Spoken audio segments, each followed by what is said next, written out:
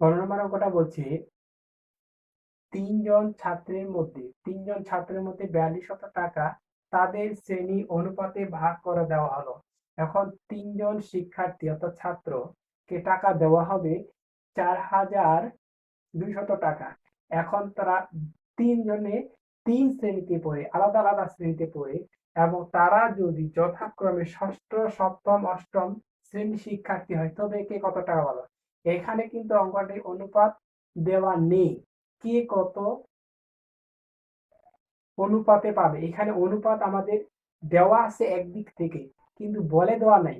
কিন্তু অনুপাত আমাদের ধরতে হবে এই যে ষষ্ঠ শ্রেণীর ৬, সপ্তম শ্রেণীর ৭, অষ্টম শ্রেণীর ৮, এইগুলো তাদের অনুপাত হিসেবে ব্যবহার করতে হবে। কারণ বলছে তাদের শ্রেণী, তাদের শ্রেণী অনুপাতে, তাদের শ্রেণী অনুপাত, যেই শ্রেণীতে পড়ে, যত নম্বর শ্রেণীতে পড়ে সেই সংখ্যাটি ভেবে প্রথমে একজন পড়ে ষষ্ঠ শ্রেণীতে, তার অনুপাত হচ্ছে ৬।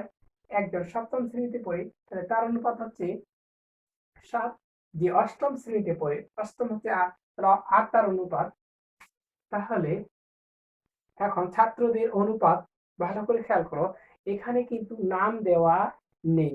যেহেতু নাম দেওয়া নেই তাহলে আমাদের কি তিনজন শিক্ষার্থীর অনুপাত বা ছাত্রের অনুপাত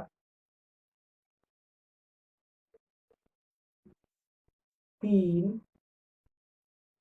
আমরা ছাত্রের অনুপাত লিখতে হবে, তিনজন ছাত্র লিখবো, ৩ জন ছাত্রের অনুপাত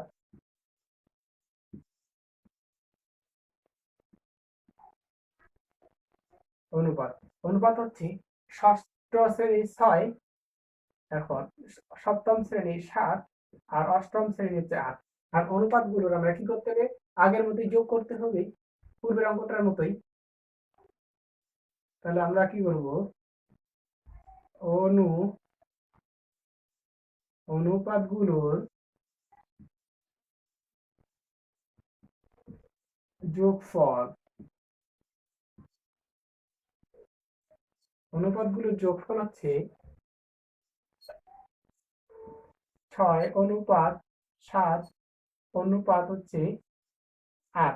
তাহলে এগুলো যোগ করলে ৮ আর সাথে হচ্ছে ১৫, ৮ সাথে ১৫, ১৫ আর এখানে হচ্ছে ৬, তাহলে ১৫ ৬ হচ্ছে ২১, ২ ১০ ১ ২১। তাহলে তাদের অনুপাতগুলো যোগ করলাম, অর্থাৎ এখানে অনুপাত হিসেবে ব্যবহার করা হয়েছে ষষ্ঠ শ্রেণীর ৬, সপ্তম শ্রেণীর ৭, অষ্টম শ্রেণী ৮।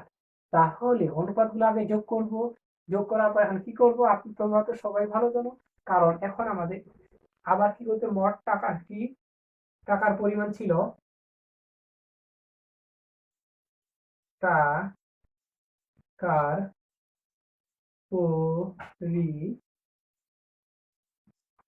পরিমাণ ছিল ৪,২০০ টাকা। তাহলে অর্থাৎ প্রথম জন ছাত্র পাবে, এখানে ষষ্ঠ শ্রেণীর ছাত্র পাবে বা প্রথম শ্রেণীর ছাত্র পাবে, যেটাই আমরা ব্যবহার করি সমস্যা নেই। তাহলে আমরা যদি শ্রেণীটা উল্লেখ করা আছে যদি লিখে দিই, ষষ্ঠ শ্রেণীর শিক্ষার্থী পাবে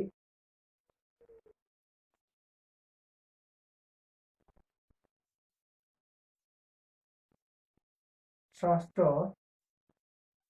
শ্রেণীর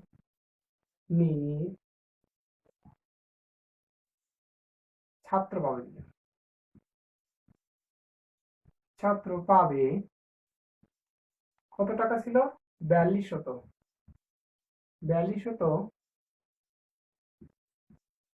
টাকা। তাহলে মোট কত অংশ ছিল, ২১ অংশ। ২১-এর সে ষষ্ঠ শ্রেণী মানে ৬, তাহলে ৬ অংশ পাচ্ছে ২১ ভাগে ষষ্ঠ শ্রেণী।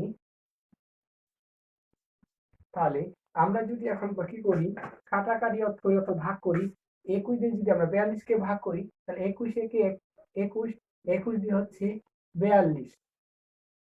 এখন থাকলো ২ শূন্য, ভালো করে দেখো, ২১ দিয়ে ৪২ 21 দিয়ে 42, 2 আছে আর 2 শূন্যটা উপরে চলে আসবে, অর্থাৎ 6 দিয়ে এখন 6 এখন যেহেতু একটা ভাগ এসেছে 200 টাকা, তাহলে সে কয়টা ভাগ পাচ্ছে? 6টা ভাগ।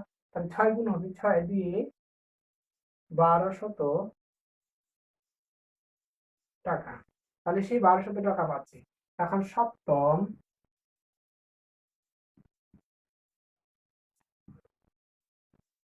শ্রেণীর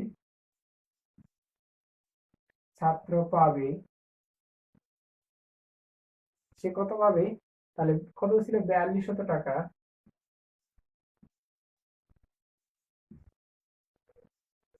4200 টাকা কত হচ্ছে? 21-এর 7 অংশ। 7 কেন হচ্ছে? কারণ হচ্ছে সে সপ্তম শ্রেণী ছিল, সপ্তম হচ্ছে 7। তাহলে হচ্ছে এখন ভাগ করি, 21 দিয়ে হচ্ছে 21 একে 21, 21 দিয়ে হচ্ছে 42। তাহলে এখন 2 এর সাথে যদি 7 গুণ করি, 7 দুয়ে 1400,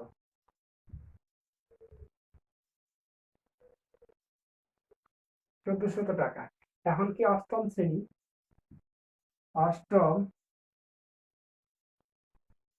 শ্রেণীর কিভাবে ছাত্র পাবে?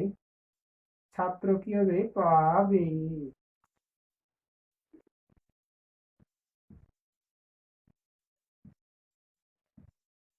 টাকার, তাহলে 21/7 অংশ।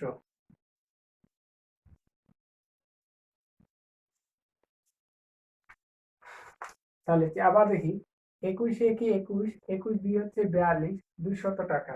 সরি, আমি একটু ভুল করেছি, এখানে 7 হবে না, যেহেতু অষ্টম শ্রেণী 8 হবে, অষ্টম শ্রেণী 8 হবে, অর্থাৎ 8 দিয়ে 1600 টাকা, 1600 টাকা। তাহলে 3 জন শিক্ষার্থী টাকা পাচ্ছে কত টাকা? জি, 4200 টাকা পাচ্ছে। এখন তাদের শিক্ষার্থীগুলো তাদের শ্রেণীগুলো অনুপাত অনুযায়ী ভাগ করে পাচ্ছে। এখন কোন শ্রেণী কত পাবে সেটা তাদের শ্রেণীর যে সংখ্যাটা আছে সেটা তাকে অনুপাত হিসেবে ধরে ব্যবহার করতে হবে। ষষ্ঠ শ্রেণী হচ্ছে 6, সপ্তম শ্রেণী 7 অনুপাত হিসেবে হচ্ছে, অষ্টমটাকে 8 হিসেবে অনুপাত হচ্ছে। যেই শ্রেণীর যত সংখ্যা থাকে সেটা অনুপাত হিসেবে ব্যবহার করা হয়েছে, যার জন্য আমরা এই শ্রেণীর সংখ্যাগুলোকেই অনুপাত হিসেবে ব্যবহার করেছি।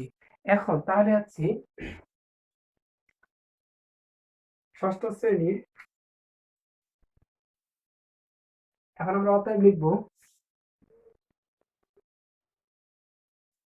যে ষষ্ঠ শ্রেণীর ছাত্র কত টাকা? 1200 টাকা। সপ্তম শ্রেণীর ছাত্র